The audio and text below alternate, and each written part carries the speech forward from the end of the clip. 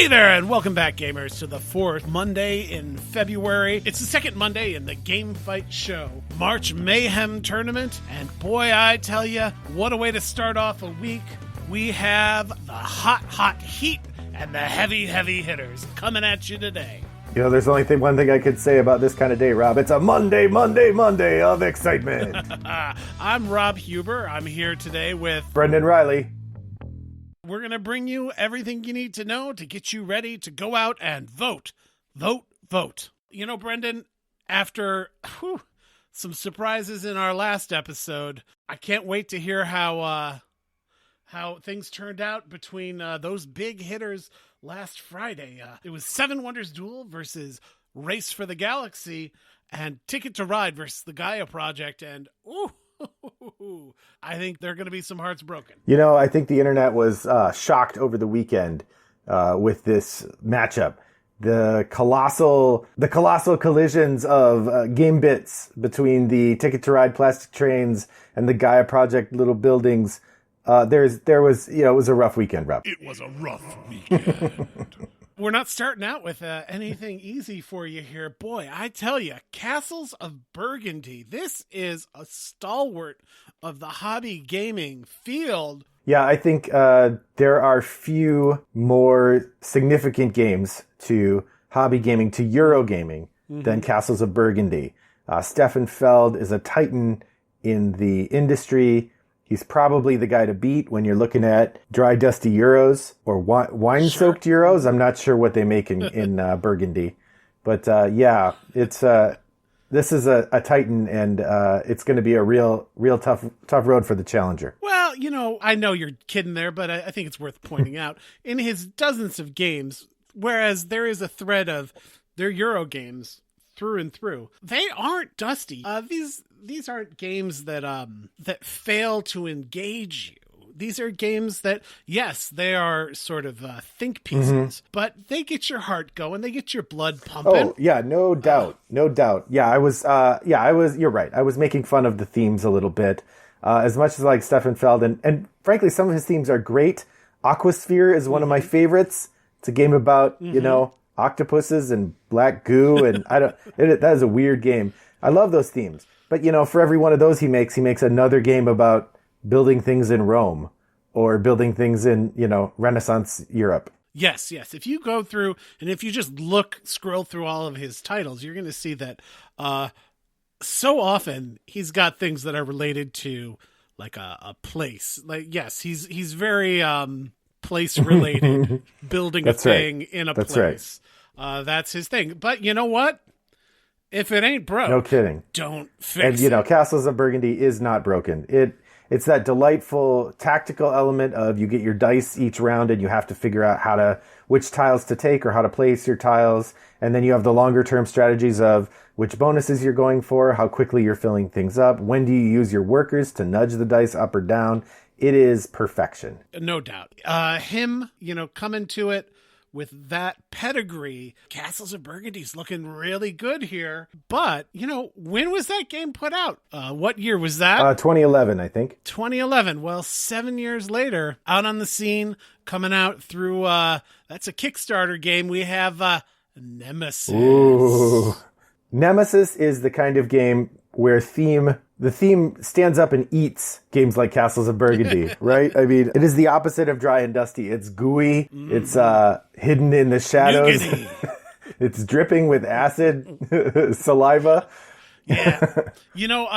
Another thing you could say about this, these games, one of them, a Kickstarter darling, another Ravensburger classic. I would say Ravensburger could have pushed the boat out a little further in their art design on Burgundy. Oh yeah. But Nemesis, when you're putting together a Kickstarter, if it doesn't look good, it's not going to sell well. And I think that that's reflected here in Nemesis, a big and posing black box full of spooky space goodness. No kidding. Yeah, Nemesis is one of those games that for people who like to cruise the Kickstarter pages, as you scroll by, you automatically back it. And then you have to back them and go like, wait, did I want to spend $300 on all that plastic? But or you wake up the next morning and you're like, Who spent $300 That's on Nemesis? That's right. But such a solid game there. Really interesting. Polish designer there, Kwapinski. Who knows? Kwapinski. Big fan of the heavy games. Doesn't like a lot of randomness. So even though it's so thematic, it's not like you've got a dice chucker here up against Castles of Burgundy. Right. Yeah, and I think the exploration element of Nemesis really gives it the feeling of theme that has just led people to go crazy for it. So as much as people talk about Castles of Burgundy kind of as a stalwart, people get excited about Nemesis. Yes. Well, so I mean, who knows? Stefan Feld. Oh gosh, how many games do you think he has? Dozens. Yeah, I think it would be difficult to nail him down. But I'm going to tell you, Kwapinski. He's got 10 solid games under his belt, and Nemesis, it's champing at the bit there. Still number 24 as we speak there on the Board Game Geek rank. And that's nothing to scoff at. That is a huge achievement. And its ratings above. Its rating is above Castles of Burgundy. He's got an 8.4 as opposed to Castles of Burgundy there with its 8.1. Controversial, Rob. Controversial.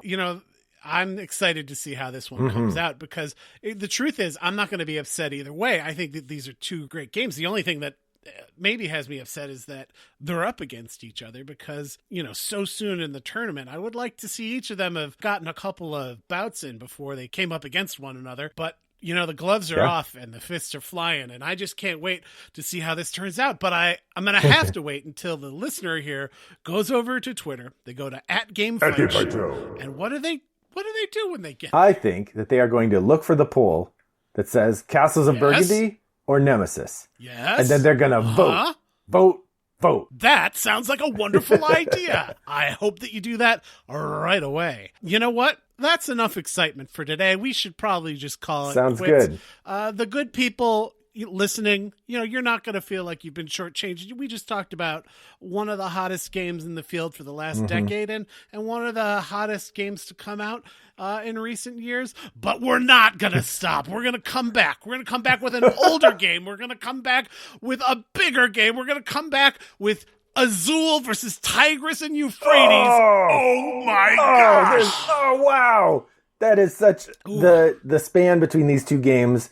Couldn't be wider, Rob, and I think this articulates the nature of this bracket this year. That we're seeing games from different sides of the hobby coming up against each other, and Azul and Tigris and Euphrates, boom, what a pair. I want to start... What a pair indeed. I just want to say, these are from two different divisions here. We've got Azul coming in the Elite Eight. Those are games that have won recent awards, and boy, has it done that. No kidding. But then we've got Tigris and Euphrates coming out of the old Ocho. Those are games that are still able to hold their own against the new hotness. And there's 20 years between the release of these two games.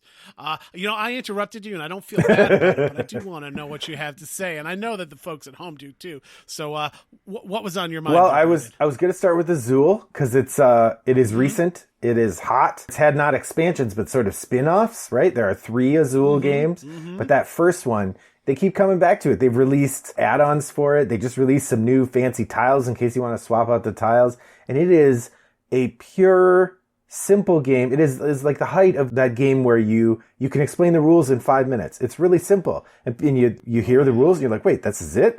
Why are people so crazy? It's just, I pick a tile, I put it in a row. What are you talking about? Then you start playing it and now you get it. Oh, which spot do I pick my tile from? Oh, wait, if I do that, then that's going to give you a tile that you want. Wait, so if I take that tile, and then you start trying to decide, how am I going to screw you over by making you take 6 tiles you don't need? And your brain just melts down, and then you see someone else complete a row, and they get 5 points just for placing a tile, and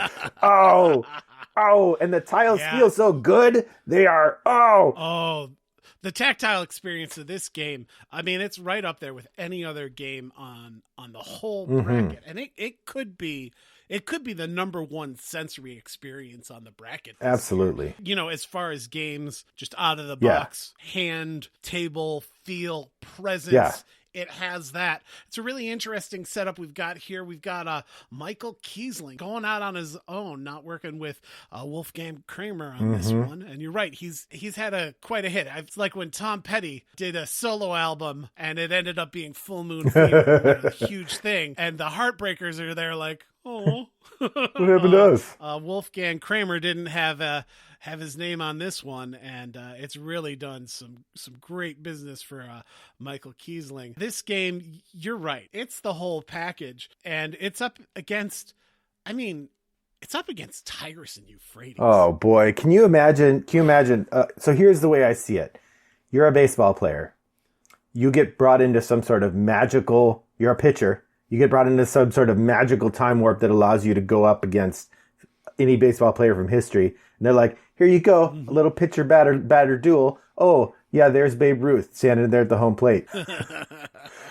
Yeah, I mean, this game, it's from the sort of infancy of the hobby gaming explosion.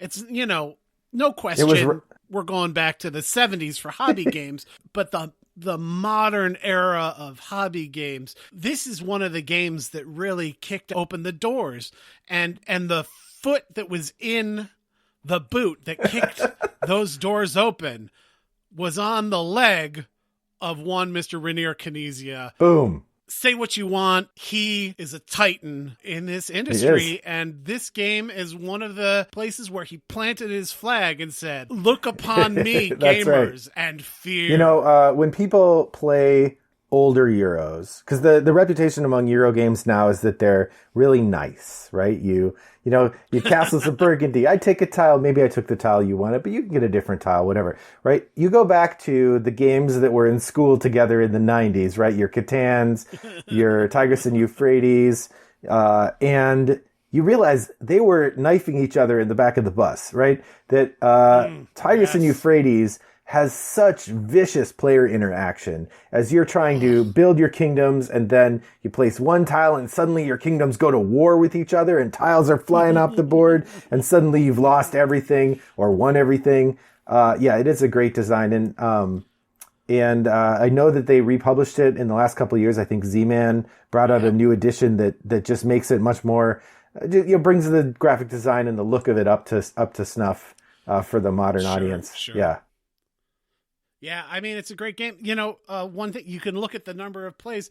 In January of 2021, the year of our game, that's right, 2021, that's right. There were almost 300 plays listed on Board Game Geek alone of a game that came out almost a quarter of a century ago. I mean, this game can vote. This game... That's right. I think I saw that it's running for the House of Representatives. It's not able to be that yet, but it's running. Nice. Anyway, I mean, and these are, we're talking about these designers. I'm in a designer space in my head today, so, take that for what you will. Sure. These are both people who have a Spiel des Jahres in their pocket. Oh boy. These are winning games by winning designers, and if you sat down and played either one of these, you're going to have a great time. You're going to have a different time, but you're going to have a great time. And I mean, me. I love some Rainier Knizia. Does he always get every bit of the ball? Is everyone perfection? No, it's not.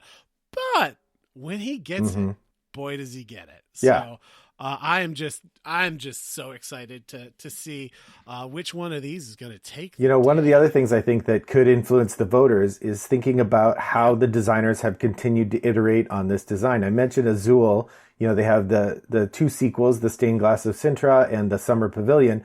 But Tigris and Euphrates, Rainer Knizia went back to that well as also he made a game called Yellow and Yangtze, which is like Tigris and Euphrates 2.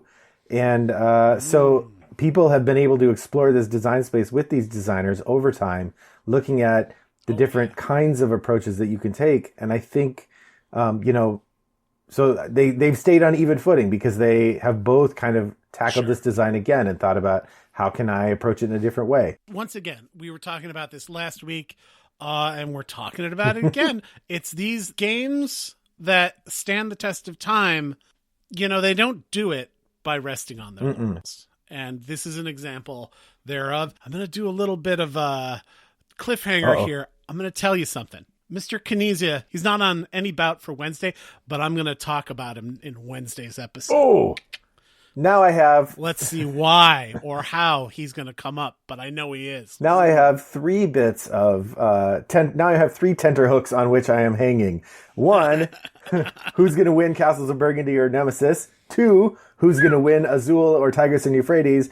3, how is Rob going to talk about the Great Doctor on Wednesday? You know what? You're only going to find out if you tune back in on Wednesday. Woohoo! And we're not going to have as much to talk about on Wednesday if you don't go onto Twitter at Gamefight Show. At Gamefight Show. You log in, you register your vote, you shift the world. Get over See you there. there. You know what? In the meantime, talking about seeing things, I want to see who won those last bouts. Let's flip it over to Eleanor and see what she's got. Here come your results. We are starting out the second week of the tournament with big news.